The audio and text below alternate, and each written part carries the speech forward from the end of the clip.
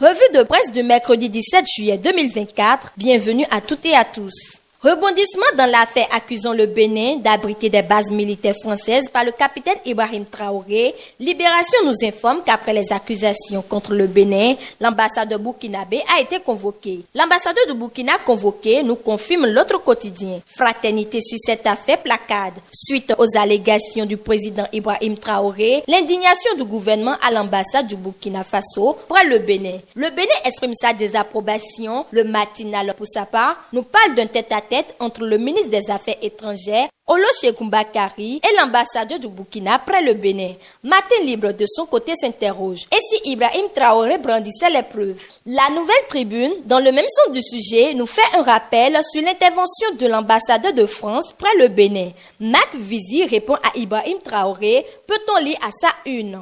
Parlons à présent de constitution au Bénin. Contrôle de constitutionnalité du chef de l'État Patrice Talon, la Cour s'est prononcée hier mardi 16 juillet 2024 sur la nouvelle loi organique sur le Conseil économique et social. Libération dans sa parution nous informe. Conseil économique et social, la loi organique conforme à la Constitution. Suite à l'assise des 7 sages de la Cour constitutionnelle, les 4 vérités confirment. Décision DCC 24-140 du 16 juillet 2024, la Cour déclare la nouvelle loi organique du CES conforme à la Constitution.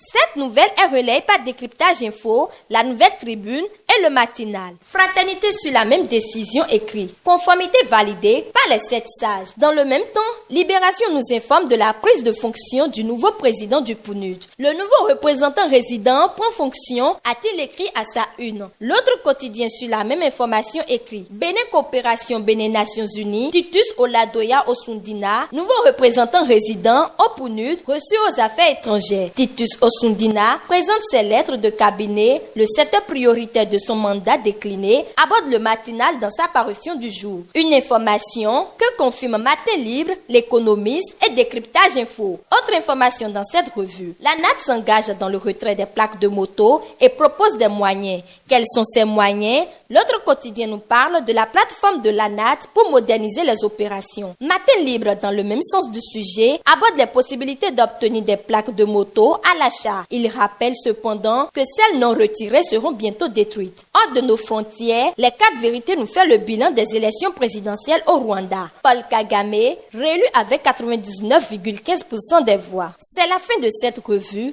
Merci pour votre attention et à bientôt.